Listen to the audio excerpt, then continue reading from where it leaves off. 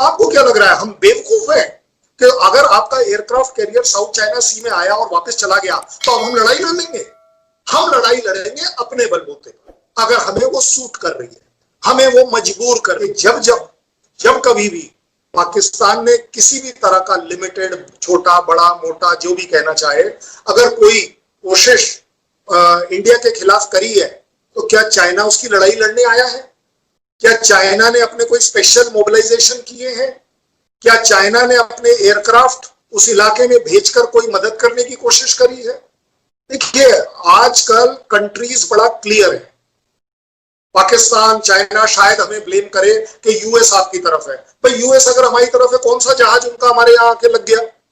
कहा उन्होंने अपना कोई एयरक्राफ्ट कैरियर इंडियन ओशन में रख दिया कि आप चिंता मत करिए, साउथ चाइना सी में हम सब कुछ देख लेंगे? उसने अपनी एक्सरसाइज करी, अपना चला गया। वो एक डोमिनेशन के जो स्टेप्स हैं, काउंटर स्टेप्स हैं, ये जो इंटरनेशनल डिप्लोमेसी में दिखावे का जो मामला है, वो उसने किया और चला गया। आपको क्या लग रहा है हम बेवकूफ हैं कि अगर आपका एयरक्राफ्ट कैरियर साउथ चाइना सी में आया और वापस चला गया तो अब हम लड़ाई लड़ लेंगे? हम लड़ाई लड़ेंगे अपने बलबूते पर, अगर हमें वो सूट कर रही है, हमें वो मजबूर कर रही है। अगर हमारा पंचशील का मामला चाइना के साथ है और अगर हम देखते हैं कि नहीं जी, ये बड़ा लाइव एग्जांपल है, 3 महीने हम बात करते रहे चाइना से, ये मतलब आप भी इवैल्यूएट कर सकते हो कि 3 महीने उसने एक बार भी नहीं माना कि वो गलत है।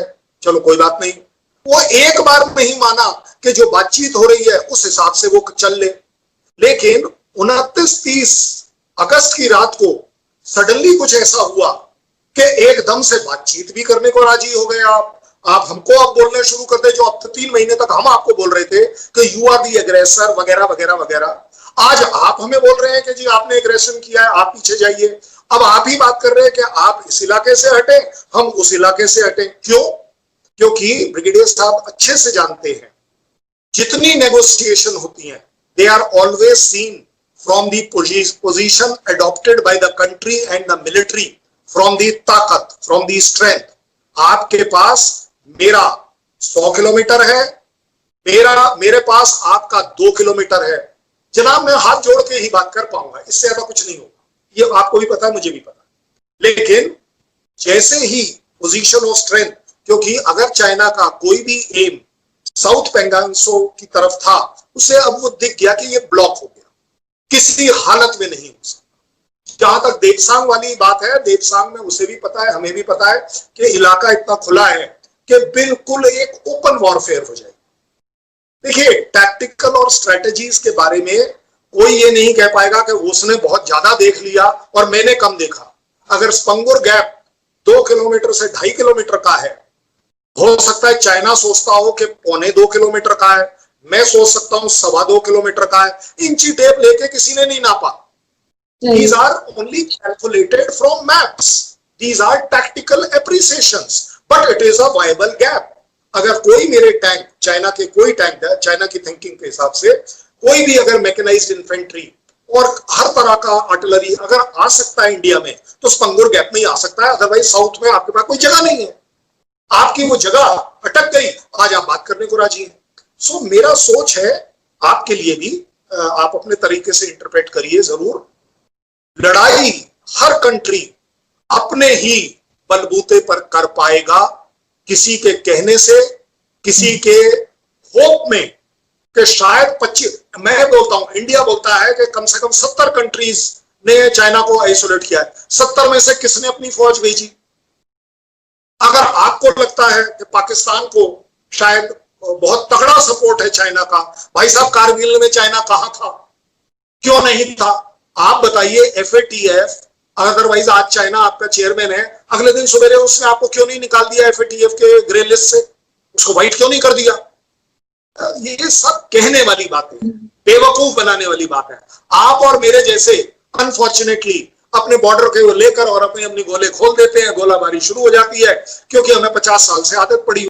पाकिस्तान अगर इंडिया पर अटैक करेगा, मैंने आपको डिक्लेयर किया अपनी सोच के हिसाब से, वो अपने ऑप्शंस देखकर डिक्लेयर करेगा, वो किसी और के ऑप्शंस देखकर नहीं करेगा, वो अपनी टर्म्स एंड कंडीशंस पर करेगा। और ये बात भारत के लिए भी उतनी ही एप्लीकेबल है। मैं भारत और पाकिस्तान की सिर्फ बात कर रहा हूं, बीच में चाइना की नहीं कर रहा इस समय। अगर वो दोनों देश लड़ाई करेंगे, अपनी इकोनॉमिक कंडीशन को देखते हुए करेंगे कि उन्हें करनी चाहिए कि नहीं करनी चाहिए, वो अपने ही ऑप्शंस देखेंगे कि क्या मुझे करने में कितना फायदा है, कितना घाटा है, और अगर फायदा हो रहा होगा तो शायद वो करना चाहेंगे। वो अपने पब्लिक ओपिनियन को बहुत इंपॉर्टेंस देंगे दोनों देश, क्योंकि हमारे देश चाइना की तरह नहीं चलते जहां सिर्फ एक डिक्टेट चल जाता है। हिंदुस्तान पाकिस्तान के बीच में पब्लिक ओपिनियन अपने आप में सबसे बड़ा वॉर क्रिएटर भी हो सकता है, वॉर रिस्ट्रिक्टर भी हो सकता है। वो रिस्ट्रिक्ट करेगा आपको कि नहीं कर सकते आप वॉर। सर ने एक बड़ी अच्छी बात कही कि चाइना और इंडिया की फौज आमने सामने है। बिल्कुल है, क्या शक है। Eye ball to eye ball contact चल रहा है, कुछ जगह पर 100 मीटर्स का फर्क है। आपने कहा गोलाबारी चल रही है, मेरे ख्याल वो शायद गोलाबारी वर्ड इस्तेमाल करना थोड़ा ज्यादा बड़ा हो जाएगा। यस, 2 बार गोली चल चुकी है और दोनों ही बार गोली हवा में चली है। मुझे लगता है दोनों ही पाकिस्तान इंडिया के उस पर चल रही। अच्छा, okay, I am sorry sir, मेरे को लगा चाइना के बारे में। आई एम सॉरी अगर आपने ये बोला। जहां तक डिप्लॉयमेंट के सवाल है, चाइना के साथ हमारा डिप्लॉयमेंट भी है, पाकिस्तान के साथ हमारा डिप्लॉयमेंट। और अब आगे बात के गोलाबारी अगर हमारी पाकिस्तान से चली है, पिछले 50 साल में कब नहीं चली है, क्या बड़ी बात है।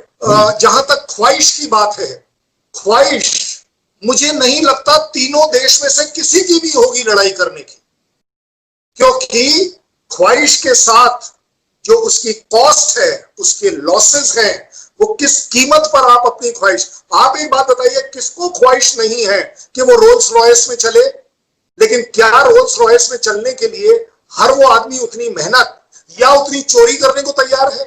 मुझे नहीं लगता कि तीनों देश के अंदर इस तरह की कोई बहुत बड़ी ख्वाहिश है कि यस मुझे लड़ने से मतलब मुझे लड़ना ही चाहिए, वो मेरा प्रेस्टीज सिंबल है। क्योंकि अगर ऐसा होता तो जैसा मैंने कहा, शायद कारगिल वॉर एक अपने आप में लड़ाई का शेप ले सकती थी, नहीं लिया।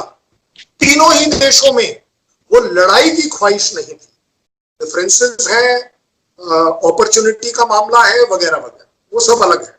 देखिए, जहां तक मुझे लगता है कि कोई भी इंडियन अगर लड़ाई के बारे में बात कर रहा है, चाहे वो चैनल हो, चाहे वो कोई भी हो, मुझे लगता है वो इसलिए बात कर रहा है क्योंकि ऐसा पिछले कुछ दिनों में हर जगह माना जाता है कि शायद इकोनॉमिकली चाइना पाकिस्तान के ऊपर एक बहुत बड़ा से रखता है, कंट्रोल रखता है कि ये हम आपको सी पैक दे रहे हैं, जहाज दे रहे हैं, वगैरह वगैरह, जो भी कहना चाहे। इस वजह से शायद कह जाए कोई दूसरी बात, वो शायद इसलिए भी कह रहा होगा या उसकी सोच होगी कि अपने आप में पाकिस्तान, अगर वर्ड बड़े जिम्मेदारी से इस्तेमाल कर रहा हूं, अगर पाकिस्तान किसी भी तरह से कोई अपॉर्चुनिटी देखता है और अगर उसकी ख्वाहिश है कि उस अपॉर्चुनिटी से उसके कुछ एम हिट हो सकते हैं, तो ये इस वजह से टू फ्रंट वॉर या 2.5 फ्रंट की बात चलती है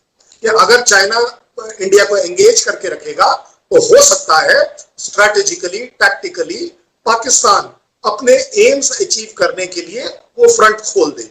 इसको हमने अपनी लैंग्वेज में या मीडिया ने अपनी लैंग्वेज में बोल दिया कि चलिए जी, उसका जो इकोनॉमिक बागडोर है वो चाइना के हाथ में है, तो अगर चाइना विल ब्लिंक द आई, सो इसलिए शायद पाकिस्तान इमीडिएटली अपना फ्रंट खोल देगा।